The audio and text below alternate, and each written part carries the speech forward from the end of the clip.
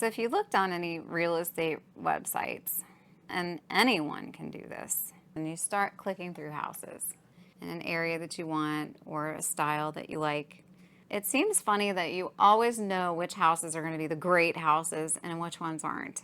A lot of times, the house may not be the greatest house.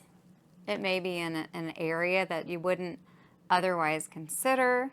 There may be a power line not that far away, power tower. Something may be off, but the house just speaks to you from the listing.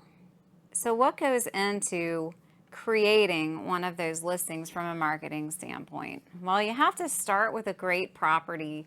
No matter what the condition is, properties can be great, but not a mansion or not pristine. You can have a great property that has amazing bones, and it doesn't have to knock it out of the park on updates. So what goes into creating that great listing? Great listings invoke an emotion. They invoke a response from someone. And like I said, it really doesn't matter what the condition of the property is in order to do this. So that's what you want to do when you're selling your house. You want your listing to invoke a feeling, an emotion. You want people to be drawn to it. And how does that happen? Great photos are a must. And I'm not just talking about point and shoot photos of a house. I'm talking about angles. I'm talking about light. I'm talking about drone photos if you've got a property, nice property that you want to show off so that people can see the entire picture and not just the picture of the front of a house. Dead on. So you've got a lot of stuff that goes into that. Even your disclosures on your property can create that feeling, as funny as that sounds. When I look through and I see a disclosure with very little information in it, I kind of get a little suspicious. But when I go through and see a disclosure that has real repairs that have been made, extra pages where people describe things that they've done to the house, like the house I showed last night. Amazing property. It was renovated recently within the past 10 years. Beautiful home, and issues that they discovered when they renovated were fully disclosed and the repairs were described. So the disclosures were thorough, and it fed into the whole entire picture of this gorgeous place that we looked at.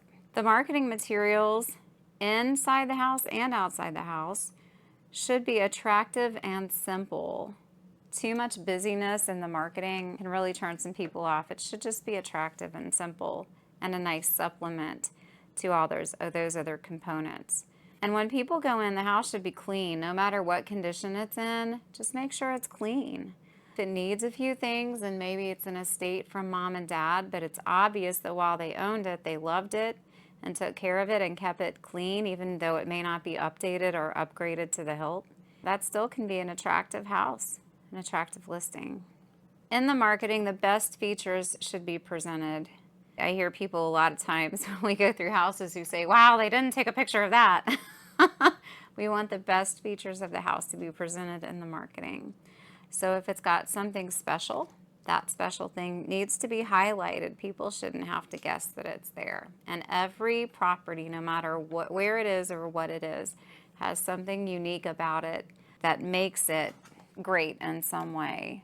Whether it's the yard, whether it's the house, whether it's a special room in the house, a sunroom, a pool area, there's always something that should be featured when that house is marketed. So not only should it be clean, you should have light in the house. Dungeons don't go over well. You need to have some good light sources in the house, some fabulous natural light if possible. And the house should smell good or just be free from bad smells, because nobody wants to stay in a house that ever smells bad. That'll invoke an emotion, but it's not quite the emotion that we're going for when we're trying to sell your house. So keep that in mind. I mean, it's not enough for somebody to take pictures of your house and put them on the internet.